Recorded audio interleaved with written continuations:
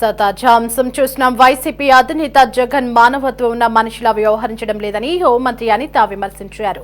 జగన్ దగ్గరే ప్రసన్న కుమార్ రెడ్డి నేర్చుకున్నారని, ఆయన తీరును ఒక్క జగన్ తప్ప ఎవరూ సమర్థించడం లేదని మండిపడ్డారు. రక్తం పంచుకుని పుట్టిన సొంత చెల్లి గురించి తప్పుడు ప్రచారం చేసిన నీచ చరిత్ర జగన్దని ఆరోపించారు. రౌడీ షీటర్లను బెట్టింగ్ యాప్లో డబ్బులు పోగొట్టుకుని ఆత్మహత్య చేసుకున్న వారి కుటుంబాలను ఆయన పరామర్శిస్తున్నారని, జగన్ పర్యటనలో ఒక్కసారి తలకాయ మరోసారి మామిడికాయలు తొక్కించారని ఎద్దేవా చేశారు. రప్పా నరుకుతామనడం తప్పు కాదంటారా అని అనిత ప్రశ్నించారు. మహిళా నేతపై ప్రసన్న కుమార్ రెడ్డి వ్యాఖ్యలను న్యాయస్థానాలు కూడా తప్పుపట్టాయని, అతనిపై చట్టపరంగా చర్యలు తీసుకుంటున్నామని హోంమంత్రి అనిత వెల్లడించారు. అన్న మాట అంటే చంద్రబాబు నాయుడు గారు ఎవరు? ఈరోజు గౌరవ సీఎం గారు ఆయన సీఎం స్థాయిలో ఎవరు కూర్చోబెట్టారు? ఈరోజు ప్రజలు కూర్చోబెట్టారు.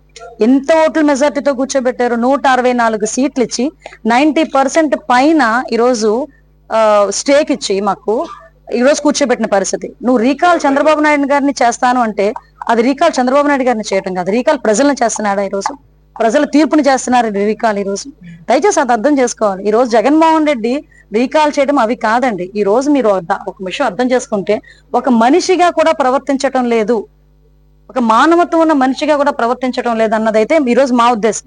ఈ రోజు ప్రసన్న కుమార్ రెడ్డి ఎక్స్ఎమ్మెల్యే, అతని మీద సుమారుగా 50,000 పైన మెజారిటీతో అక్కడ ప్రశాంతి రెడ్డి గారు గెలిచారు. అంటే అక్కడ నియోజకవర్గ ప్రజలందరూ కూడా ఆవిడని ఆశీర్వదించారు. 50,000 పైకి మెజారిటీతో ఆవిడ గెలిచారు. అదేవిధంగా చాలా మంది వైఎస్ఆర్సీపీ నాయకులు అక్కడ ఇతని బాధ భరించలేక టీడీపీలోకి వచ్చిన సందర్భాన్ని కూడా గుర్తు చేయాలి. దీనంతటినీ ఓర్వలేక సొంత చెల్లి అవుతుందట. తెలుసా మీకు? మొన్నటి వరకు నాకు ఆవిడ చెల్లి అవుతుందన్న సంగతి తెలియదు. ప్రసన్న కుమార్ రెడ్డికి స్వయాన చెల్లి వరుస అవుతుందట. అంటే చెల్లి వరుస అయ్యే ఆ మహిళ మీద, దట్టు ఒక ఎమ్మెల్యే మీద నోటికొచ్చినట్టు వరస్ట్గా మాట్లాడి అతని మాటల్ని న్యాయస్థానాలు సైతం తప్పుబట్టే పరిస్థితుల్లో ఉంటుంటే, కనీసం ఈ రోజుకి నువ్వు చేసింది తప్పు అని జగన్మోహన్ రెడ్డి నోట్లోంచి గాని, ప్రసన్న కుమార్ నోట్లోంచి గాని ఒక పశ్చాత్తాపడి ఒక మాట రాలేదంటే ముందు దాని సంగతి చూసుకోమనండి. నేనేమంటానంటే, ముందు ఎంట గెలిచి రచ్చగెలాలి అంటారు. నువ్వు ఇంట్లో నీ తల్లికి చెల్లికి కూడా ఇలాంటి ట్రీట్మెంట్ ఇచ్చి రోడ్డు మీద పడేసావు. తల్లికి ఇచ్చే గౌరవం ఇవ్వలేదు, చెల్లికి ఇచ్చే గౌరవం ఇవ్వలేదు. అంటే ఇప్పుడు ఎక్కడో ప్రసన్న కుమార్ రెడ్డి ఎక్కడో నేర్చుకోలేదండి. ప్రసన్న కుమార్ రెడ్డి ఓవరాల్ గా నేర్చుకున్నదంతా జగన్మోహన్ రెడ్డి దగ్గరే. జగన్మోహన్ రెడ్డి కూడా తన సొంత చెల్లెలు కట్టుకున్న చీర గురించి మాట్లాడతాడు. సొంత చెల్లెలు తాలూకా పుట్టుక గురించి ఎవరైనా మాట్లాడితే ఎక్కిలి నవ్వులు నవ్వుతాడు. కాబట్టి ఈ రోజు అతని తాలూకా ఎక్స్-ఎమ్మెల్యేలు బయటకు వచ్చి మహిళలని కూడా చూడకుండా మహిళల మీద ఇష్టానుసారంగా మాట్లాడే పరిస్థితి ఈ రోజు కనిపిస్తా ఉంది. ఈ రోజు నేనేమంటానంటే, ముందు మహిళల్ని గౌరవించడం నేర్చుకో, తర్వాత రాజకీయం చేయి. నీకు మహిళను గౌరవించడమే చేత కాదు. మహిళను ఎందుకన్నానంటే, నిన్ను కన్న తల్లి ఒక మహిళ, నీ తోబుట్టు ఒక మహిళ, నీ కట్టుకున్న భార్య ఒక మహిళ. నువ్వు మహిళను గౌరవించడం మానేసి మహిళలను గౌరవించని వాళ్ళని కూడా నువ్వు వెనకేసుకొస్తూ కనీసం దాని గురించి స్పందించకుండా ఈరోజు చంద్రబాబు నాయుడు గారి దగ్గరకు వచ్చి ఆ కాల్ చేయి ఈ కాల్ చేయి అని చెప్పడం కాదు. ఇప్పటికే మీరు చేసిన పనులు బట్టి 11 సీట్లకు దించేశారు.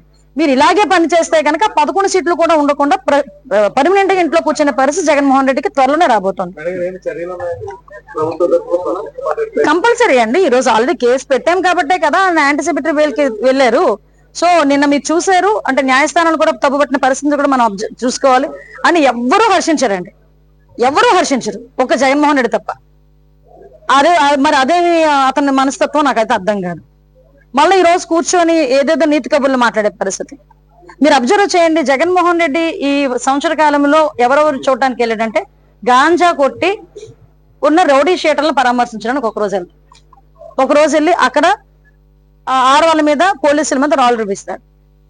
లేదు అనుకుంటే బెట్టింగ్ ద్వారా చనిపోయిన అతనికి సంవత్సరం తర్వాత విగ్రహం పెట్టి విగ్రహం ఓపెన్ చేయడానికి వెళ్తాడు. సంవత్సరం తర్వాత చనిపోయిన వాడికి విగ్రహం ఓపెన్ చేయడానికి వెళ్ళి ముగ్గురిని చంపేశాడు. కారు కింద అతనికి ఏంటంటే, మొన్న చూశాను. ఒకసారేమో తలకే తొక్కించాడు, మొన్న మామిడికాయ తొక్కించాడు. మామిడికాయలు రోడ్డు మీద పంట అండి. నిజంగా ఆ పండించిన వాడికి ఎంత బాధ ఉంటుంది తెలుసా?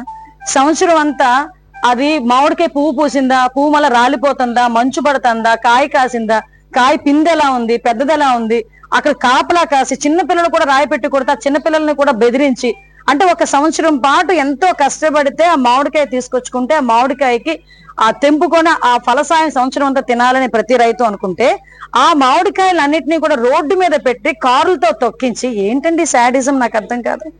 జనాలు కూడా అర్థం చేసుకోవాలి, ఆలోచించాలి జనాలు కూడా. అలాంటి శాడిజమైన పనులు ఆయన చేస్తా ఉంటే మేము కేసు పెట్టకూడదా? ఈ రోజు బయటకు వచ్చి ఏం మాట్లాడతాడు? రపా రపా రపా రపా నరుగుతామంటే తప్పు కాదంటే అది సినిమా డైలాగ్ అండి. ఏ విధంగా చూడొచ్చు?